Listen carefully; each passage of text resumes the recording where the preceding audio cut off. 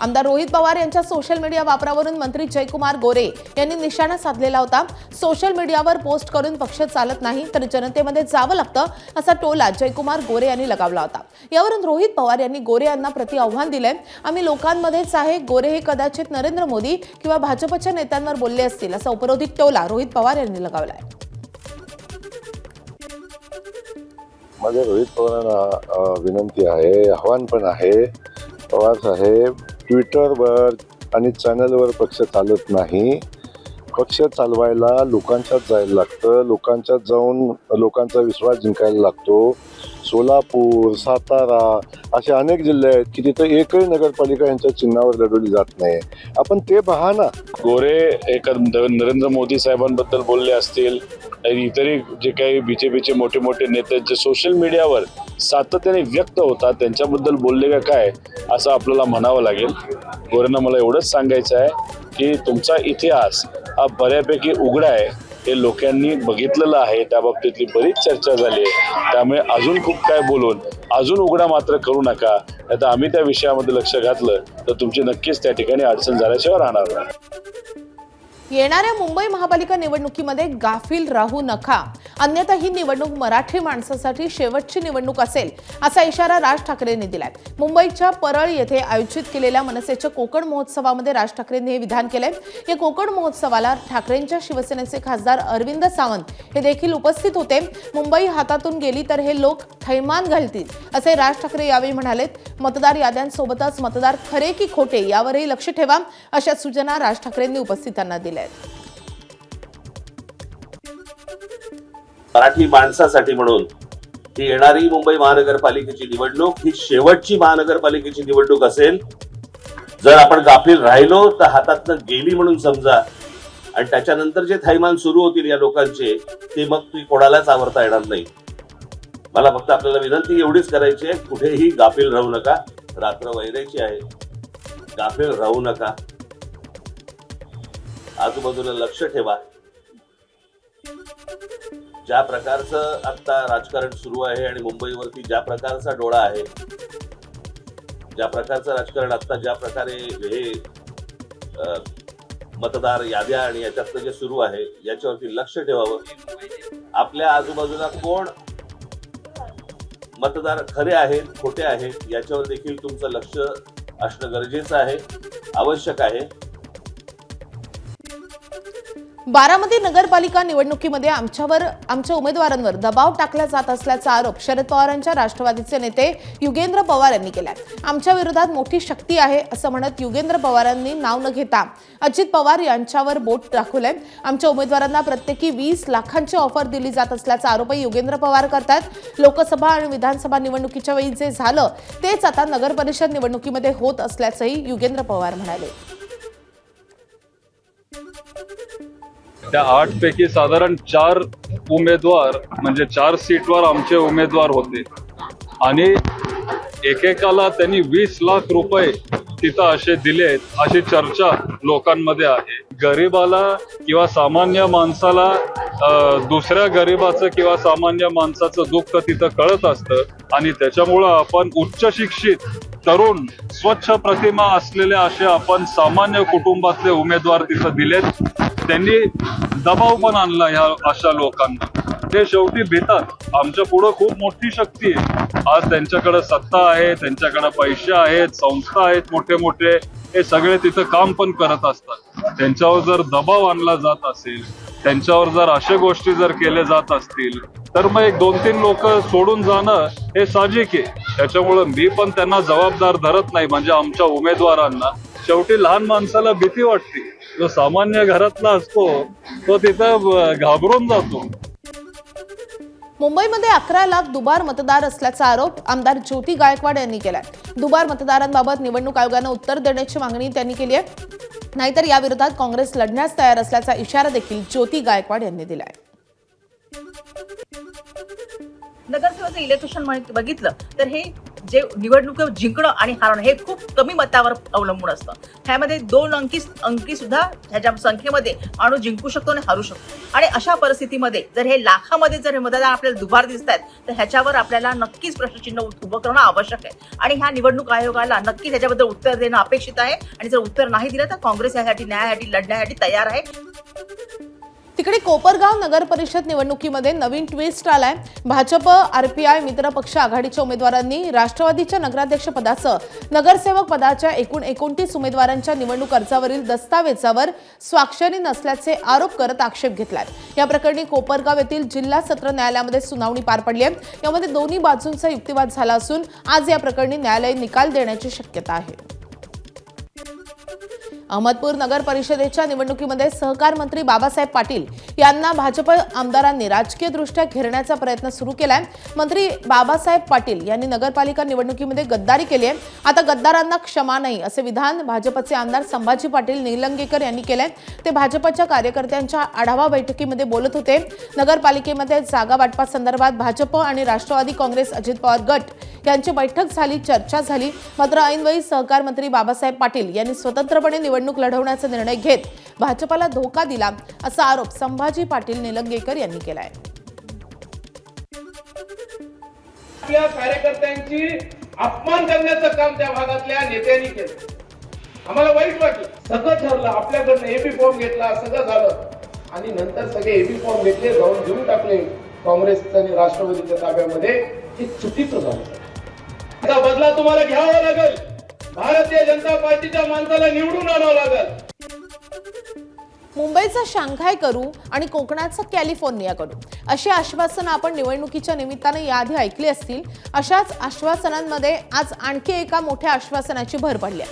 पुण्यामधल्या इंदापूरमध्ये कृष्णा भीमा विकास आघाडीच्या पॅनलला निवडून द्या, इंदापूरची दुबई केल्याशिवाय राहणार नाही असं आश्वासन रासपाचे नेते महादेव जानकर यांनी दिलंय. इंदापूर नगर परिषदेच्या निवडणुकीसाठी कृष्णा भीमा विकास आघाडीची स्थापना करण्यात आली आहे आणि या आघाडीमध्ये राष्ट्रीय समाज पक्षाचा देखील सहभाग आहे. आणि त्याच निमित्तानं जानकरांनी नगराध्यक्षपदाचे उमेदवार प्रदीप गारटकर यांची भेट घेतली आहे. त्यावेळी माध्यमांशी बोलताना जानकरांनी इंदापूरकरांना हे मोठं आश्वासन दिलंय. या माणसावर समाज कमी असल्यामुळेच अन्याय झाला. त्यात बाकी कुठल्या पक्षाने केला काय करण्यापेक्षा हा माणूस उत्कृष्ट संघटक आहे, प्रशासक चांगला आहे. माझी इंदापूरच्या जनतेला हात जोडून कळकळीची विनंती आहे की ह्या प्रदीप गारटकरांना तुम्ही नगराध्यक्षाचा उमेदवार करून ह्याचं पेनाव त्यांच्या नेतृत्वात ह्यांच्या हातात सत्ता देण्याचा प्रयत्न करावा. आम्ही इंदापूरची दुबई केल्याशिवाय राहणार नाही. इंदापूरचा डेव्हलपमेंटच्या दृष्टीनं प्लॅनिंग करण्याच्या दृष्टीनं आम्ही कमी पडणार नाही. आगामी स्थानिक स्वराज्य संस्था निवडणुकीच्या पार्श्वभूमीवर आज मुख्यमंत्री देवेंद्र फडणवीस आणि उपमुख्यमंत्री एकनाथ शिंदे उत्तर महाराष्ट्राच्या दौऱ्यावर असतील. नाशिक, जळगाव, अहिल्यानगर, नंदुरबार जिल्ह्यामध्ये मुख्यमंत्र्यांची सभा पार पडेल. तर नाशिक, धुळे शहरामध्ये एकनाथ शिंदेंची तोफ धडधडणार आहे. तर उपमुख्यमंत्री अजित पवारांच्या आज मराठवाड्यामध्ये प्रचार सभा होत आहेत. बीड, परभणी, नांदेडमध्ये आज अजित पवारांच्या सभा होणार आहेत. दरम्यान आजच्या सभेमध्ये मुख्यमंत्री आणि उपमुख्यमंत्री नेमकं काय बोलणार याकडे लक्ष असेल. महाराष्ट्राच्या पशुसंवर्धन आणि दुग्ध विकास मंत्री पंकजा मुंडे यांचे पीए अनंत गर्जे यांच्या पत्नी डॉक्टर गौरी पालवेंनी आत्महत्या केल्यामुळे खळबळ उडाली आहे. घरगुती वादामधून डॉक्टर गौरी पालवेंना मुंबईमधल्या राहत्या घरी गळफास घेतल्याचं सांगितलं जातंय. गौरीच्या कुटुंबियांनी मात्र ही आत्महत्या नसल्याचं सांगत वरळी पोलीस स्टेशनमध्ये धाव घेतली आहे. अनंत गर्जेसह बहीण शीतल गर्जे आंधळे त्यासोबतच दीर अजय गर्जे विरोधात आत्महत्येस प्रवृत्त करणे, सासरकडून क्रूरतेची वागणूक देणं आणि धमकावल्याच्या आरोपाखाली गुन्हे दाखल करण्यात आले आहेत. याच वर्षी फेब्रुवारीमध्ये अनंत गर्जे आणि गौरीचं लग्न झालेलं होतं. मात्र अनंतचे बाहेर अनैतिक संबंध असल्यामुळे दोघांमध्ये सतत वाद व्हायचे आणि मारहाण केली जायची असे आरोप पालवे कुटुंबियांनी केलेत. आणि या वादातूनच गौरी पालवेनं टोकाचं पाऊल उचलल्याचं म्हटलं जातंय. सरकारनं सीबीआय चौकशी करून आम्हाला न्याय द्यावा अशी मागणी आता तिच्या कुटुंबियांनी केली आहे. दरम्यान डॉक्टर गौरी पालवे यांच्या पार्थिवावर आज सकाळी 8 वाजता पाथर्डी तालुक्यामधल्या मोहोज देवळे या गावामध्ये अंत्यसंस्कार होतील. ही हत्या आहे. एक कुटुंबाने मिळून आमच्या गौरीची केलेली हत्या आहे. या हत्येची सीबीआय मार्फत चौकशी व्हावी आणि CBI मार्फत चौकशी करून आम्हाला कुटुंबाला न्याय द्यावा, कारण गौरी ही आत्महत्या करणारी नव्हती, ती संघर्ष करणारी कन्या होती. मी राज्याचे गृहमंत्री आणि मुख्यमंत्री देवेंद्रजी फडणवीस साहेबांना विनंती करतो, आमच्या जिल्ह्याचे पालकमंत्री अजितदादा पवार आणि उपमुख्यमंत्री शिंदेसाहेब यांना विनंती करतो की या प्रकरणाची सखोल चौकशी CBI मार्फत व्हावी. गौरीला काय त्याचे प्रकरण पण माहिती झाली, काय अफेअर वगैरे होते, तिने माफ केलं तर त्याला, पण ते परत चॅटिंग बिटिंग करताना त्याला पाहिलं तर ते तिला हे झालं, त्याच्यामुळे तिथून मोर वाद होत होते. तो टॉर्चर करत होता खूप तिला म्हणायचं मी पण मरण तुला पण गुतवीन. तिला असं टॉर्चर करायचं. आणि ती डॉक्टर मुलगी होती, लढाऊ मुलगी होती, ती कधीच आत्महत्या केली नसती. दरम्यान गौरी पालवे यांच्या आत्महत्येवर पंकजा मुंडे यांनी नेमकं काय म्हटलंय आपण पाहूयात. काल संध्याकाळी 6:30 ते 6:45च्या सुमारास माझा PA अनंतचा फोन माझ्या दुसऱ्या PAच्या फोनवर आला. तो खूप रडत होता. पत्नीनं आत्महत्या केल्याचे अत्यंत आक्रोशानं त्यानं मला सांगितलं. ही गोष्ट माझ्यासाठी खूप धक्कादायक होती. पोलिसांच्या कुठल्याही कारवाईमध्ये कसर राहू नये आणि त्यांनी योग्य तपास करून या विषयाला हाताळावं, तसे मी पोलिसांनाही सांगितलं आहे. गौरीच्या वडिलांशीही मी बोलले. ते प्रचंड दुःखात आहेत हे मी समजू शकते. अशा घटना जीवाला चटका लावून जातात आणि मनाला सुन्न करतात. कोणाच्या अतिवैयक्तिक जीवनामध्ये काय चालू असतं हे अनाकलनीय आहे. अचानक धक्कादायक अशी ही घटना घडल्यानं मलाही अस्वस्थ वाटतंय.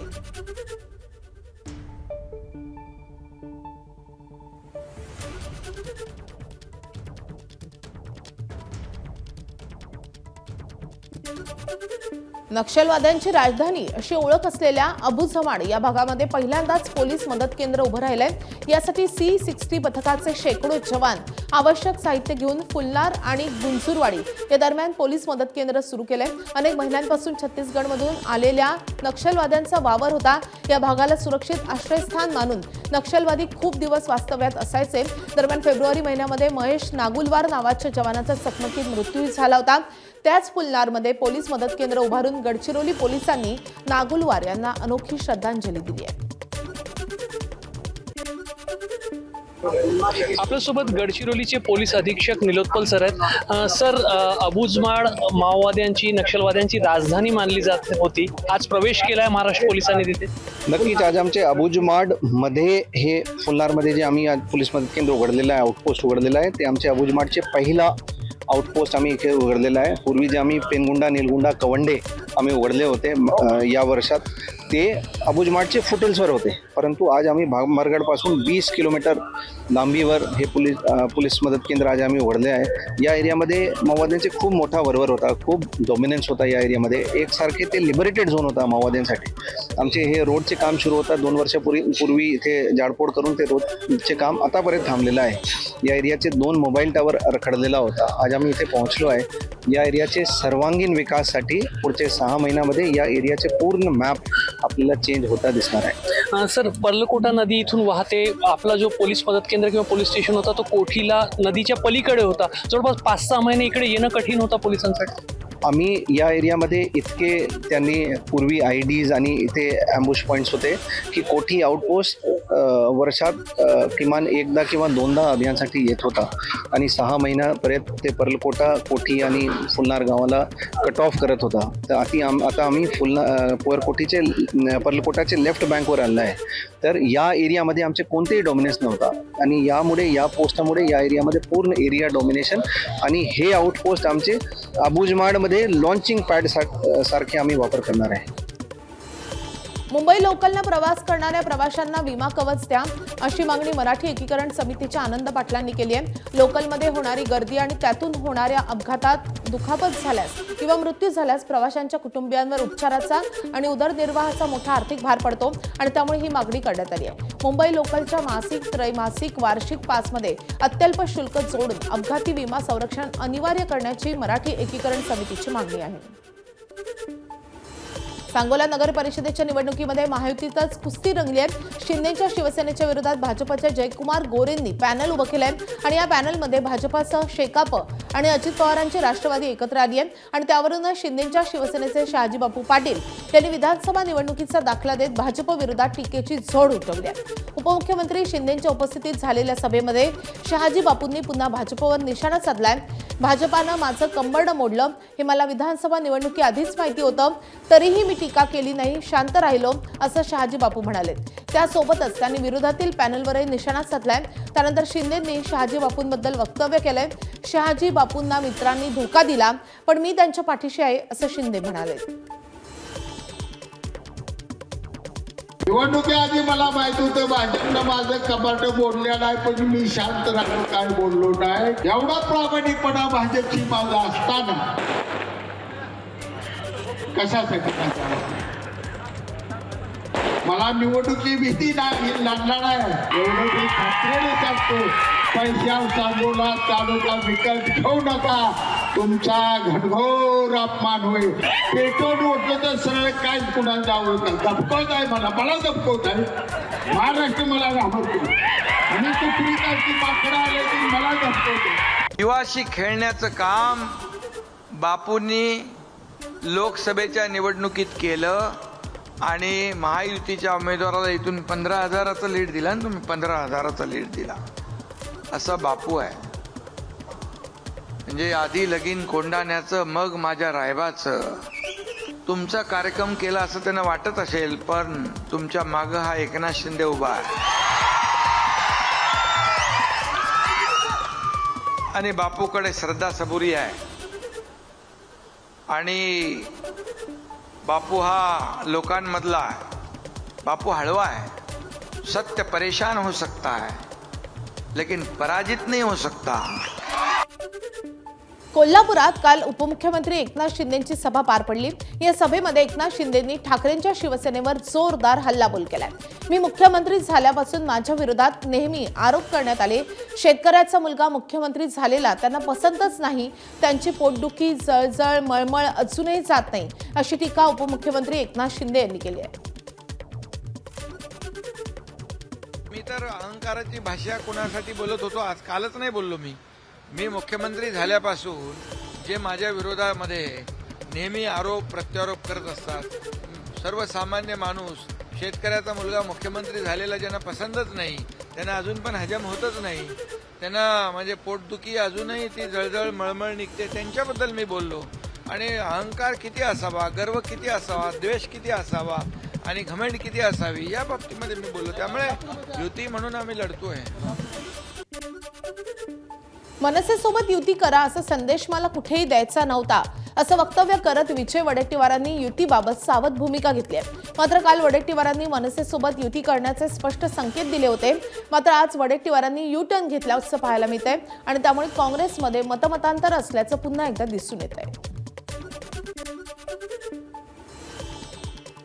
मत मोर्चा एकत्र आम्ही काढला, तो मत चोरीच्या संदर्भातला होता, मतदार याद्या स्वच्छ करण्यासंदर्भातला होता। शेवट आयडिओलॉजीचा विषय जो येतो तिथे मनसेशी आमची वैचारिक आयडिओलॉजी किंवा आमच्या विचारधारा त्याच्याशी जुळत नाही, त्यामुळे त्या ठिकाणी तो विषय आलेला असावा।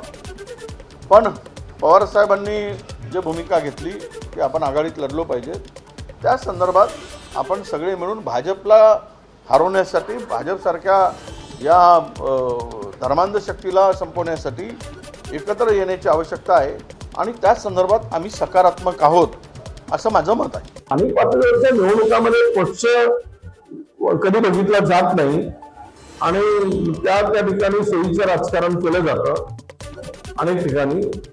आता मुंबई सारखे मुंबई म्हणजे केरळ राज्याचं बजेट असलेली महानगरपालिका आहे। केरळ राज्याचं बजेट आणि मुंबई महापालिकेचं बजेट आज जवळपास सारखाच आहे। अशा मोठ्या शहरामध्ये युती होत असताना भारतीय जनता पक्षाला हरवण्यासाठी जे काही स्ट्रॅटेजी करायचे स्थानिक पातळीवर करावी, एवढंच मला म्हणायचं होतं। मनसेबरोबर युती करा हा कुठेही संदेश मी दिलेला नाही। मावळमध्ये भाजपच्या माजी नगराध्यक्ष सुरेखा जाधव यांनी वादग्रस्त वक्तव्य केलंय। मावळचा आमदार आमचा नसला तरी त्याचा बाप मुख्यमंत्री मात्र आमचा आहे असं सुरेखा जाधव म्हणाले. त्यांनी राष्ट्रवादीचे आमदार सुनील शेळकेंवर नाव न घेता टीका केली आहे. मावळ येथील प्रचार सभेमध्ये भाजप आमदार चित्रा वाघ यांच्यासमोर त्यांनी हे वक्तव्य केले. त्यांच्या या वक्तव्यानं नव्या वादाला तोंड फुटण्याची शक्यता आहे. कमळाशिवाय पर्याय नाही, कारण गल्ली ते दिल्ली भाजपच आहे. हा फडणवीस आहे, तरी आमदार आमचा नसेल तरी त्याचा बाप आमचा आहे, मुख्यमंत्री आमचा आहे, बरोबर की नाही? त्याच्यामुळे सगळ्यांनी कमळ फुलवा. त्यासाठी आमच्या चित्राताई आपल्या लोणासाठी नेहमीच वेळ देतात. आज आवर्जून आलेला आहे, काही करून त्याला कमळ फुलवायचंय. हिंगोलीचे ठाकरेंच्या शिवसेनेचे खासदार नागेश पाटील आष्टीकर लवकरच एकनाथ शिंदे यांच्या शिवसेनेमध्ये प्रवेश करतील असं सुतोवाच हिंगोलीचे शिवसेनेचे आमदार संतोष बांगर यांनी केलंय. गणित जुळलं की लवकरच ते शिवसेनेत प्रवेश करतील आणि संतोष बांगर की जय म्हणतील असं विधान शिवसेनेचे आमदार संतोष बांगर यांनी केलंय. त्यामुळे पुन्हा एकदा नागेश पाटील आष्टीकर यांच्या एकनाथ शिंदे यांच्या शिवसेनेतल्या प्रवेशाबाबत चर्चा रंगायला लागल्यात. दरम्यान तारीख लवकरच ठरेल असंही विधान संतोष बांगर यांनी केलंय. खासदार नागेश पाटीलच हे आमचे आहेत, तुमच्या लक्षात आलं का? फक्त शरीराने तिकडे आहेत, बाकी सगळं तुम्हाला सांगतो की त्यांचं प्रेम आमच्यावरती आहे. गणित जुळणं म्हणून तिकडे आहेत. गणित जुळालं की नागेश पाटील दादा संतोष बांगर की जय म्हणणार, बाकी दुसरं काहीच नाही. दरम्यान यावर नागेश पाटील आष्टीकर यांनी देखील स्पष्टीकरण दिलंय.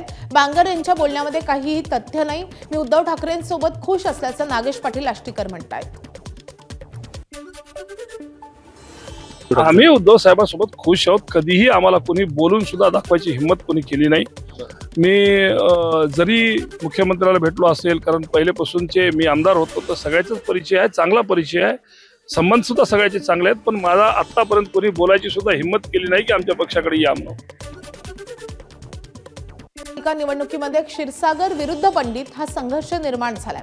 आमदार विजयसिंह पंडित यांनी राष्ट्रवादीचे उमेदवार बाळासाहेब गुंजाळ यांच्या प्रचारार्थ आयोजित केलेल्या जाहीर सभेतून भाजपचे नेते योगेश क्षीरसागर यांच्यावर जहरी टीका केलेली आहे. कार्यकर्त्यांची निवडणूक आली आणि स्वतःच्या स्वार्थासाठी कार्यकर्त्यांच्या पाठीत खंजीर खुपसून तुम्ही पळपुटेपणा केला. तसंच मुद्द्याची निवडणूक मुद्द्याकडे नेऊ नका.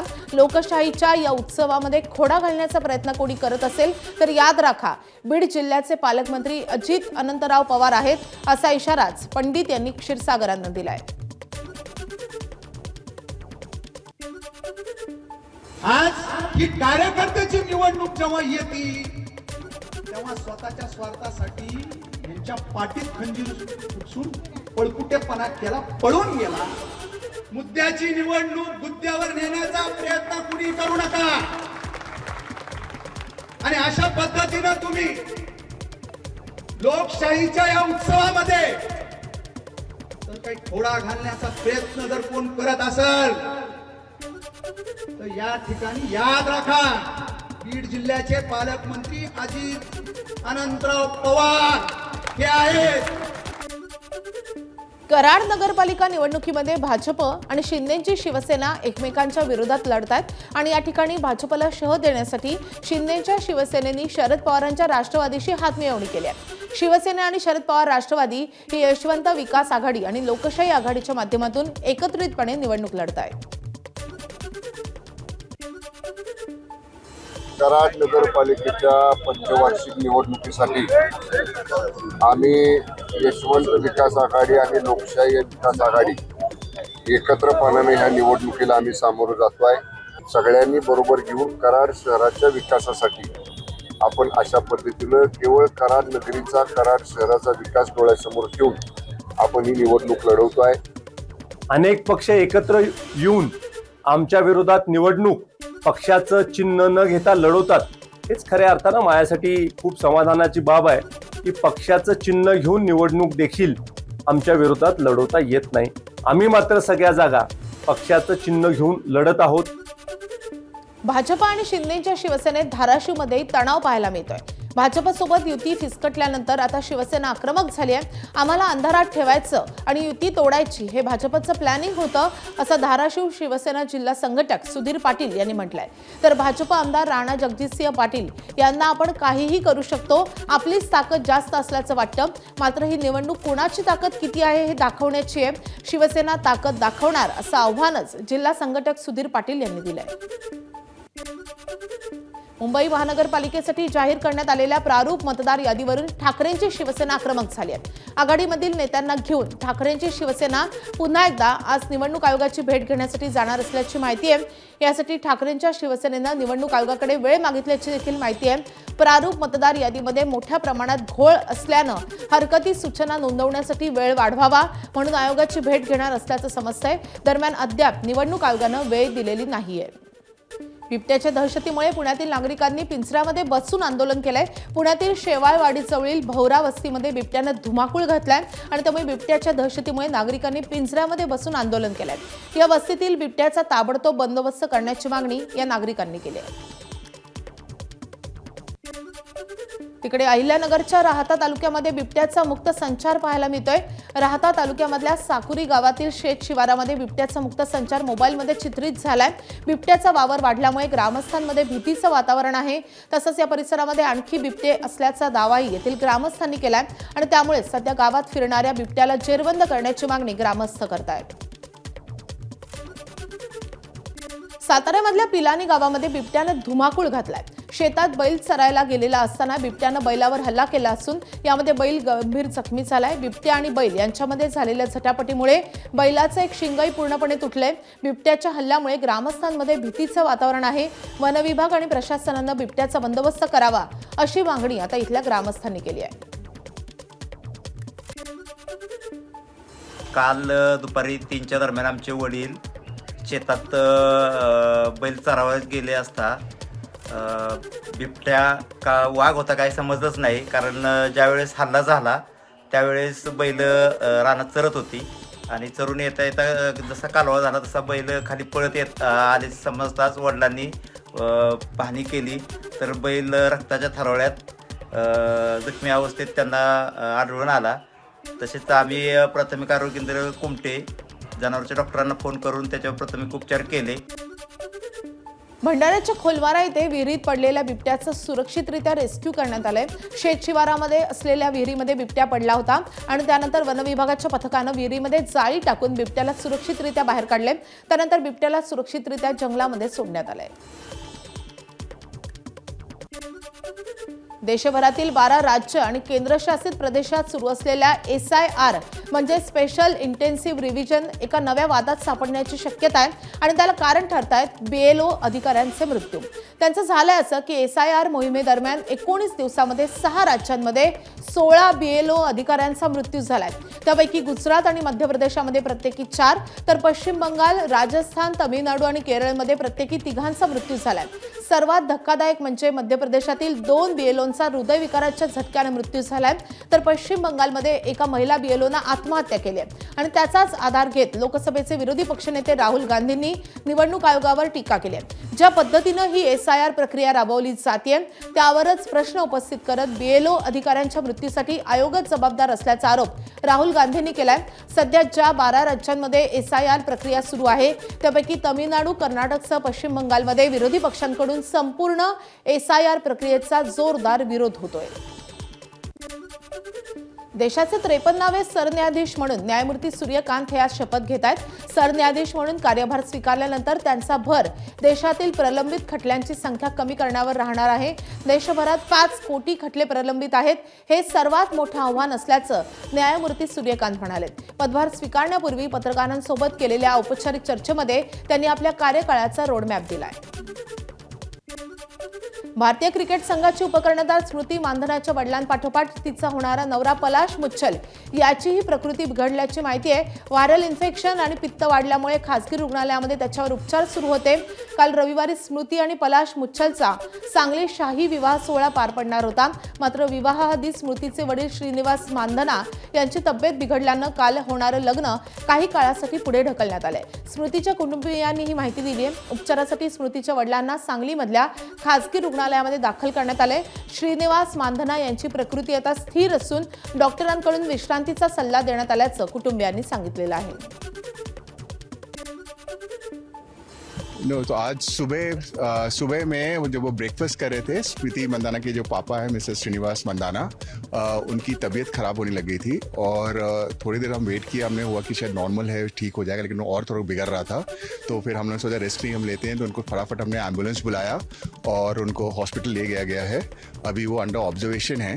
और स्मृति मंदाना, आज आपको पता है कि वो अपने फादर से बहुत ज़्यादा क्लोज है.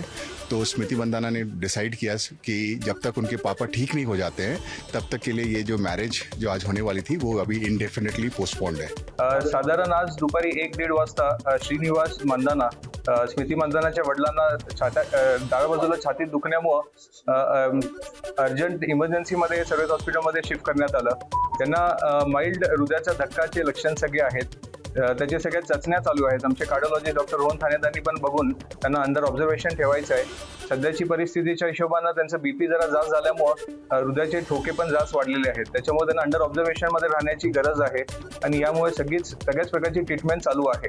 सध्याची कंडिशन स्थिर आहे, पण 1 दिवस 2 दिवस स्टेबल व्हायला अजून लागतील. मीरा रोडमध्ये ऑनलाईन ऑर्डर केलेल्या शीतपेयावरून मोठा वाद निर्माण झालाय. मीरा रोडमधील मनसेचे पदाधिकारी यांच्या मुलीच्या वाढदिवसानिमित्त ब्लिंकिट या ऑनलाईन फूड डिलिव्हरी ॲपद्वारे कोल्ड्रिंक मागवण्यात आलं होतं. मात्र वाढदिवसाच्या कार्यक्रमात सर्व मुलांनी हे कोल्ड्रिंक प्यायल्यानंतर ते मुदत संपलेलं असल्याचं लक्षात आलं. या घटनेनंतर पालकांनी संताप व्यक्त केलाय.